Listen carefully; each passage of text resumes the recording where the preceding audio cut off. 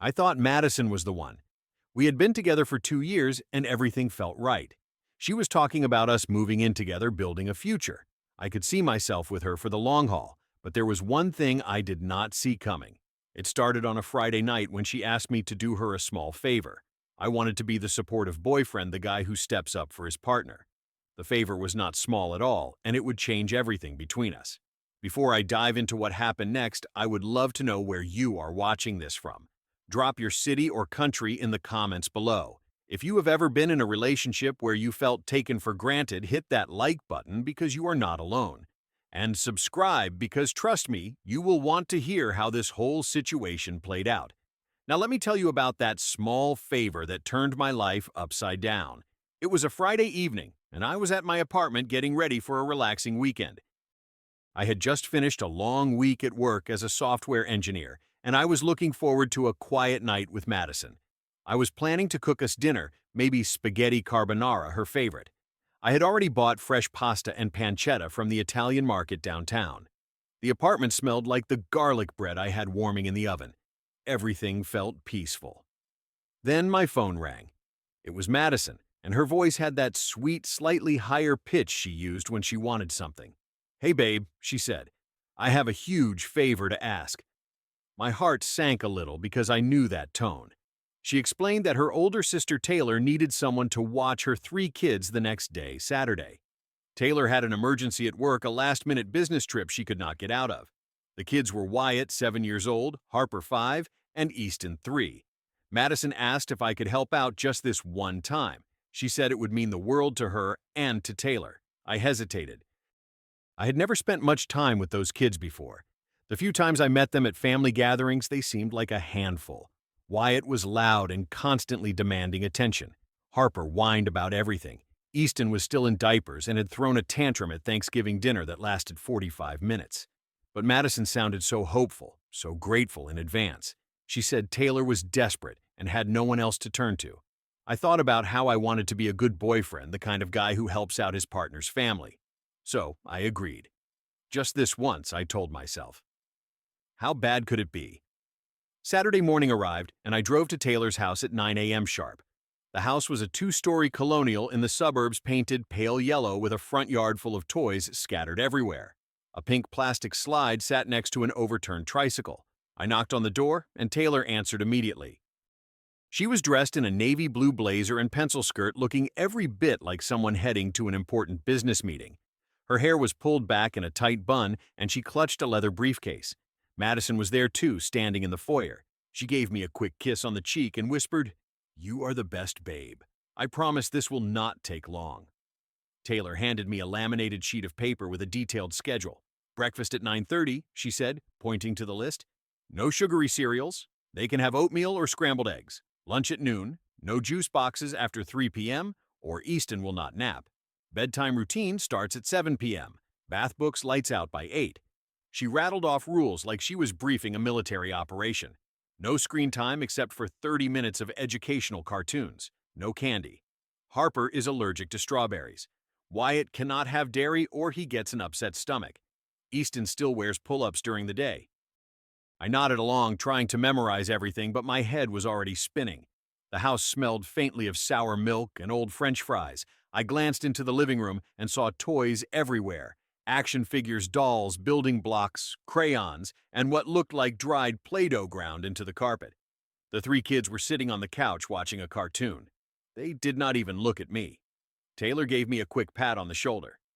"You will do great," she said. Then she and Madison walked out the door. Madison called back, "I will pick you up at 6 p.m. Thank you so much." The door closed, and suddenly it was just me and 3 kids who did not know me and did not seem to care that I was there. I took a deep breath and told myself I could handle this. It was just 9 hours. How hard could it be? The answer came at 9:30 a.m. when I tried to get them to eat breakfast.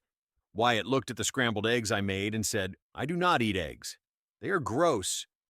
I reminded him gently that his mom said no sugary cereal. He crossed his arms and said, "You are not my dad. You cannot tell me what to do." Harper started crying because she wanted candy for breakfast. When I said no, she threw herself on the kitchen floor and screamed. Easton, the 3-year-old, decided that was the perfect moment to take off his pull-up and run through the house naked. I chased him down the hallway while Harper wailed in the kitchen, and Wyatt turned the TV volume up to maximum. By noon, I was already exhausted. The house looked like a tornado had hit it. There was orange juice spilled on the couch because Harper had knocked over her cup during a tantrum. Easton had turned on the bathroom faucet and left it running, flooding the floor. I spent 20 minutes mopping up water with towels. Wyatt found a soccer ball and decided to practice his kicks indoors, which ended with a ceramic vase crashing to the floor. I swept up the pieces while he glared at me like I was the one who broke it. I tried to make lunch. Peanut butter and jelly sandwiches seemed simple enough. But Harper did not like the crusts. Wyatt wanted his sandwich cut into triangles, not squares. Easton threw his sandwich on the floor and laughed. I made new sandwiches. Harper took one bite and said she was not hungry anymore. I looked at my phone. It was only 12:30 p.m. I still had 5.5 hours to go. I texted Madison, "Hey, kids are pretty wild. When are you coming back?" I waited for a response. 10 minutes passed. 20. Finally, at 1 p.m., my phone buzzed. "Oh, babe, I am actually out with my girlfriends. You are doing great. See you at 6. Out with her girlfriends. I stared at the message. She had said Taylor had a work emergency. She had made it sound urgent, like there was no other option.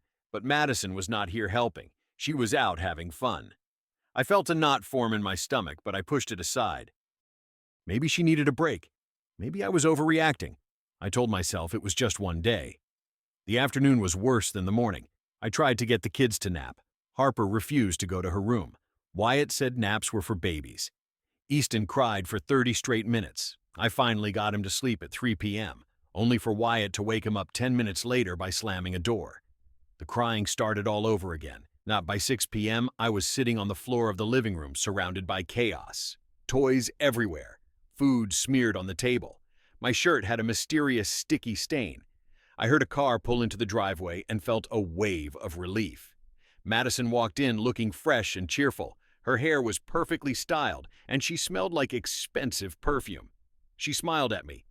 "Thank you so much, baby. You are a lifesaver." I looked at her then at the disaster around me and forced a smile. "No problem," I said, even though everything inside me was screaming that it had been a huge problem. On the drive home, I asked about Taylor's work emergency. Madison laughed. "Oh, Taylor was not working. She went to brunch with her new boyfriend. They have been seeing each other for a few weeks, and she really wanted to spend the day with him."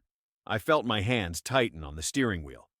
Wait, what? I thought it was an emergency. Madison shrugged. "Well, it kinda was. She really needed a break from the kids." I stared at the road ahead, processing this. "And you said you were coming back early." Madison held up her hands, showing off her freshly painted nails. "I did come back. At 6, like I said. I just grabbed lunch with the girls and got my nails done. Look, they are that new gel polish everyone is talking about." I felt like I had been punched in the gut. "Madison, I feel like I was tricked. You said it was a favor for Taylor's emergency." She rolled her eyes. "Do not be so dramatic, Archer. You helped out family. That is what couples do."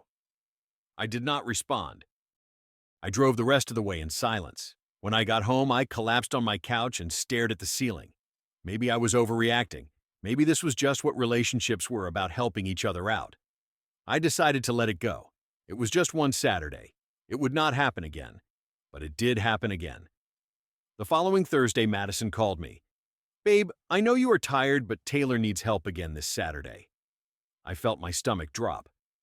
Again, what happened? Madison's voice was sweet, almost pleading. "She has a thing. It is really important. Please, just this one more time." I wanted to say no. I wanted to tell her I had plans, but I also did not want to start a fight. I did not want Madison to think I was not supportive, so I said yes. Saturday came, and it was worse than the first time. The kids seemed to remember me, and not in a good way. Wyatt challenged me from the moment I walked in. "You cannot tell me what to do," he said when I asked him to turn off the video game. Harper cried for McDonald's. When I said we were having the lunch Taylor left for us, she threw herself on the floor and screamed for an hour. Easton found a permanent marker and drew all over the hallway wall. Blue and red scribbles covered the beige paint. I spent 40 minutes scrubbing, but the marks would not come off completely. I texted Madison multiple times throughout the day. No response. At 5 p.m., she finally replied. Sorry, babe. Phone was on silent. You are the best. I felt anger bubbling up, but I pushed it down. When Madison arrived at 7 p.m., an hour late, she was carrying shopping bags, Nordstrom, Sephora, and a bag from that expensive candle store. She had clearly spent the entire day at the mall. I stared at the bags, then at her. I thought you said Taylor needed help. Madison looked confused. She did. And you helped. What is the problem? The problem, I said, trying to keep my voice calm, is that I spent my whole Saturday dealing with chaos while you were shopping. Madison's expression hardened. Why are you being so selfish? Family helps family. She turned and walked to the car, leaving me standing there feeling like I was the one in the wrong. The third weekend, Madison did not even ask. She just said, You are babysitting Saturday. Right, I had made plans with my friends. We were supposed to watch the game at Derek's place, something we did every few weeks. I told Madison I had plans. She sighed loudly. Come on, Archer. Do not be that guy. Just cancel with your friends. Taylor really needs you. I canceled. Derek was disappointed. He texted me, Is everything okay with you? You've been bailing a lot lately. I did not know what to say. I showed up at Taylor's house on Saturday and the pattern repeated. Wyatt was defiant. Harper threw tantrums. Easton had an accident on the carpet. I spent the day cleaning, negotiating, and feeling like a prisoner. Madison showed up at 7 p.m., looking relaxed and happy. She had been at a spa. Her skin glowed from a facial, and she smelled like lavender massage oil. Thanks, babe, she said casually. You are amazing. The fourth weekend, I tried to set a boundary. Madison, I cannot do this every weekend. She looked at me with wide eyes. It is not every weekend. But it was. It had been 4 Saturdays in a row. She promised me, just this Saturday, then we will have next weekend together. I believed her. I should not have. That Saturday, Madison did not show up until 7:30 p.m. I waited with 3 exhausted kids who were finally quiet watching TV. When she walked in, she looked annoyed that I seemed upset. What she said, I am only 30 minutes late. Chill out. The fifth weekend, I made a discovery that changed everything. I was at Taylor's house, and it was 3 p.m. The kids were finally settled in front of a movie. I checked my phone and saw Instagram stories from Madison's friends. They were at a club downtown. The videos showed flashing lights, loud music, and Madison dancing with a drink in her hand. She was not at a spa. She was not running errands. She was partying. I texted her, Are you at a club right now? 20 minutes later, she replied, Just blowing off some steam with the girls. You understand, right? I stared at the message. No, I did not understand. I was spending every Saturday trapped in a house with 3 kids who treated me like garbage while she was out living her best life. I felt used. I felt angry. But I still did not confront her. Not yet. By the 6th weekend, I was at my breaking point. Every Saturday had been the same. The kids were getting worse. Wyatt started calling me babysitter loser. Harper threw toys at me when she did not get her way. Easton had peed on my shoes, and I was pretty sure it was on purpose. I was losing sleep. I was anxious all week, dreading Saturday. I had lost touch with my friends. I had no time for myself. I felt trapped in a nightmare I had agreed to. On Friday night of the 6th week, I decided I had to talk to Madison. We went to our favorite Italian restaurant, the place where we had our first date. I thought a public setting might keep things civil. Madison, we need to talk about these Saturdays. She looked up from her menu. What about them? I took a deep breath. I cannot keep doing this. Every single weekend I am stuck babysitting while you are out partying. Her face went pale, then red. Partying, I am spending time with my friends. I shook my head. Madison, I have been giving up my weekends for over a month. I have not seen my friends. I have not had a single day to myself. And you have been going to clubs, spas, shopping. This is not fair. She put down her menu, her voice rising. They are family, Archer. My family. If you loved me, you would help my family. I do love you, I said. But this is not about love. This is about respect. You are taking advantage of me. She scoffed. Taking advantage, I gave you the opportunity to bond with my family. I laughed a bitter sound. Bond Wyatt calls me a loser. Harper throws things at me. Easton peed on my shoes. That is not bonding. That is torture. Madison leaned forward, her eyes cold. You know what, Archer? Maybe I was wrong about you. I thought you were mature. I thought you were ready for a real relationship. This is not about maturity, I said. This is about you using me as free childcare so you can party. She stood up, grabbing her purse. If you cannot help my family, maybe you are not the right guy for me. I felt my heart pounding. I wanted to back down to apologize to make peace, but I also knew I could not keep living like this. Fine, I said quietly. You do not have to babysit tomorrow. I will find someone else. She walked out of the restaurant, leaving me sitting alone with 2 untouched menus. I went home that night feeling a mix of relief and guilt. Maybe I had overreacted. Maybe I was being selfish. But then, at 11 p.m., my phone rang. It was Madison. She was crying. I am so sorry, Archer. I know I have been asking too much. I felt my resolve weakening. Thank you for understanding. But then she said, but Taylor really does need help tomorrow. Her babysitter canceled. Please, I promise this is the last time. I will never ask again. I swear. I was so tired of fighting. I was so tired of the drama. I just wanted it to end. Okay, I said. But this is the last time. Madison sniffled. Thank you, babe. You are the best. I really mean it. I hung up feeling defeated. Deep down, I knew it would not be the last time. But I hoped I was wrong. Saturday morning, I drove to Taylor's house one more time. I kept telling myself this was it. After today, I would never do this again. I would stand my ground. But when I arrived, something was different. Taylor was not there. It was just the 3 kids sitting in the living room and a note on the kitchen counter. I picked up the note. It was in Madison's handwriting. Thanks, Archer. We will be back by 8 p.m. Taylor and I are going to a concert. You are a lifesaver. Madison. A concert, not an emergency, not a canceled babysitter, a concert. They had planned this. Madison had lied to me again, straight to my face, with tears and apologies and promises. I tried calling Madison. No answer. I texted her. No response. I called again. Voicemail.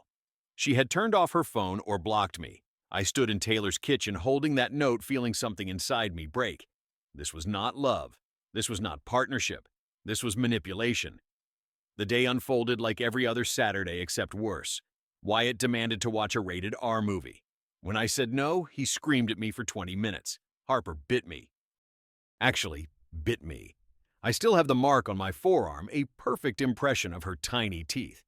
Easton threw his lunch at the TV. I heard a crack and saw a spiderweb fracture spread across the bottom corner of the screen. I sat down on the floor, surrounded by the destruction, and realized something.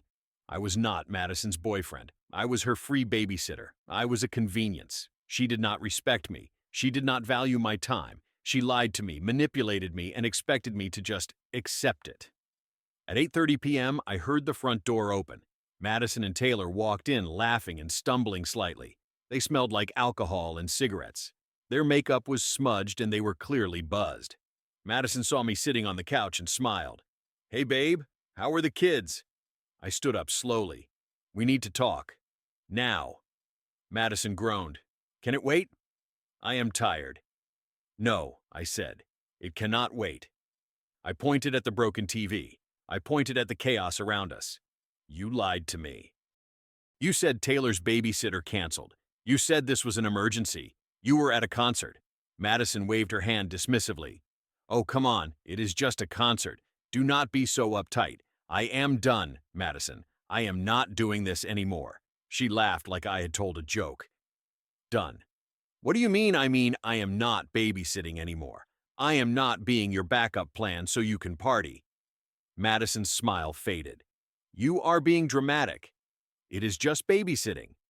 Just babysitting, I shouted. I have given up 6 weekends straight. 6. You have been lying to me, using me, and treating me like hired help. She crossed her arms. And that is what partners do. They support each other. Support is mutual, I said.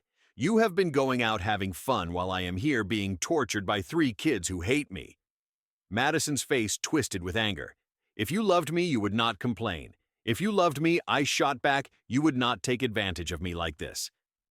She stepped closer, her voice dripping with venom. Take advantage. I gave you the opportunity to bond with my family. Your family? I laughed. Taylor barely acknowledges me. And the kids. They treat me like garbage. Wyatt calls me names. Harper bit me today.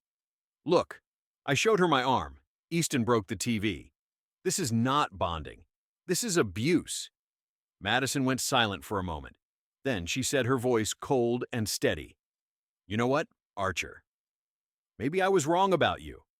What do you mean I thought you were mature? I thought you were ready for a real relationship. This is not about maturity, I said. This is about respect. Fine, she said. Here is the deal. Either you step up and help my family when they need you, or you get out of my life. Time seemed to freeze. I looked at Madison, really looked at her, and I did not see the woman I thought I loved. I saw someone selfish, manipulative, and cruel. Either step up or get out. An ultimatum. After everything I had done, she was giving me an ultimatum. I took a deep breath. I get out. She blinked, confused.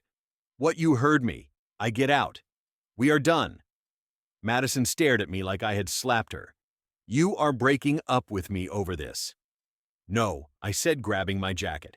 I am breaking up with you because you do not respect me. You do not value my time. You manipulate me, and you give me an ultimatum instead of listening to me. I walked toward the door. Madison followed me, her voice rising to a shout. You will regret this. You are making a huge mistake. The only mistake I made, I said without turning around, was staying this long. I walked out the door, got in my car, and drove away. Madison stood in the driveway yelling after me, but I did not look back. The first week after the breakup was strange. I felt empty, but also relieved. Madison bombarded me with texts. You are overreacting. I cannot believe you would throw away 2 years over babysitting. Everyone thinks you're being childish. I read them, then blocked her number. I did not need her poison in my life anymore. The second and third weeks, my friends started checking in.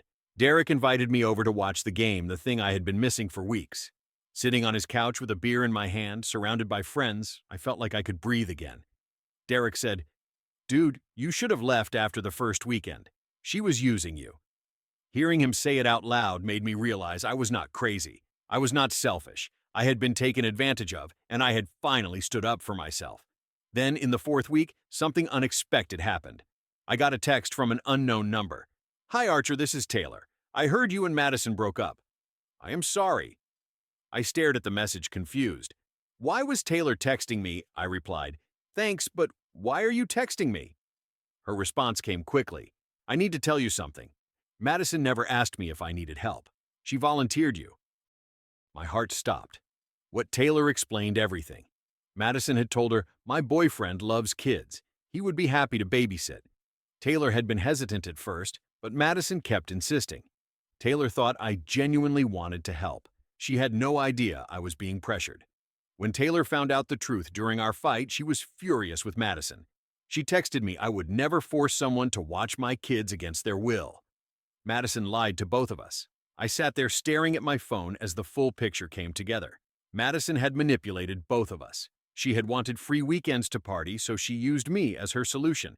She lied to me about emergencies. She lied to Taylor about my willingness. She had orchestrated the entire thing. Taylor and I talked for over an hour. She told me things I had not known. Madison had always been like this, using people to get what she wanted. Taylor said, Did you know she was going clubbing all those times? I texted back, Yes. She told me she was with you having couple time. Taylor was shocked. She told me she was with you having couple time while you helped me out. We had both been deceived. Taylor apologized profusely. I am so sorry, Archer. If I had known, I would have stopped her weeks ago. I told her it was not her fault. We had both been victims of Madison's manipulation.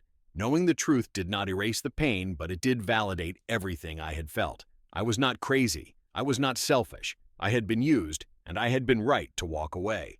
The weeks that followed were a journey. At first, I still felt the sting of betrayal, not because I missed Madison, but because I had been used.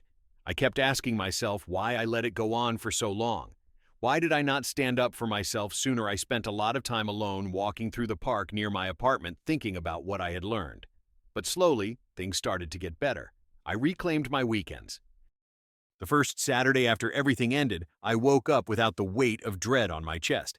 I made myself breakfast, eggs, and toast, and sat by the window reading a book I had been meaning to finish for months. The silence was beautiful. No screaming, no chaos, just peace. I reconnected with my friends. Derek and I went hiking, something I used to love but had not done in months. Standing at the top of the trail looking out over the valley, Derek said, "It is good to have you back, man." I realized how much I had lost myself in that relationship. I had given up my hobbies, my friends, my sense of self, all to please someone who did not appreciate it. I started going to the gym again. I picked up my guitar, which had been collecting dust in the corner of my apartment. I even went on a few dates, though I was cautious. I was not ready to jump into anything serious, but it felt good to meet new people who treated me with respect. I learned to set boundaries. I learned that saying no does not make you selfish. It makes you human. I learned that love should not feel like a transaction where you are always giving and never receiving. Real love is about mutual respect, mutual support, and mutual sacrifice. Do I still think about Madison sometimes? Yes, but not with longing. I think about her as a lesson. She taught me what I will not tolerate in a relationship. She taught me the importance of standing up for myself. And strangely, I am grateful for that. I do not hate Madison. I understand she has her own issues, her own reasons for behaving the way she did. But I also do not regret leaving. I regret not valuing myself sooner. I regret giving away so much of my time and energy to someone who did not deserve it. But I do not regret the ending. The ending set me free. Looking back now, months later, I am in a better place. I have my weekends back. I have my friends back. I have myself back. I am dating someone new, someone who respects my time and my boundaries, someone who would never dream of manipulating me the way Madison did. And if there is one thing I have learned from all of this, it is this. You are allowed to walk away. You are allowed to choose yourself. And sometimes the best thing you can do for someone you love is to love yourself first. So if you are in a relationship where you feel used, where you feel taken for granted, where you are always giving and never receiving, I want you to know that it is okay to leave. It is okay to say no. It is okay to set boundaries. You deserve someone who values you, who respects you, who sees you as a partner, not as a convenience. Now I want to hear from you. Have you ever been in a situation where you felt taken advantage of in a relationship? How did you handle it? Drop your story in the comments below. And if this story resonated with you, please hit that like button and subscribe to the channel. Share this video with someone who might need to hear this message. Your support means everything, and I am so grateful you took the time to listen to my story.